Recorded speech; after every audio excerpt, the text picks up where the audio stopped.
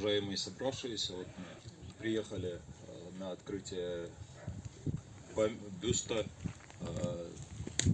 деда моего, героя, который здесь у вас родился, на его родине. Жил в Узбекистане, поселок Паланташ.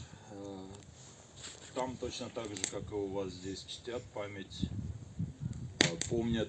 Есть те, которые люди, с которыми он еще вместе жил, работал. Там точно такое же уважение, как и здесь. Правда, до бюста пока еще не дошло, но все равно. Я тоже в том же доме жил, где и дед.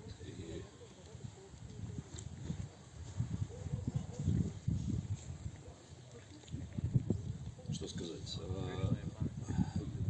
Вечная память. Там помнят, здесь помнят. Спасибо организаторам, спасибо всем собравшимся, спасибо.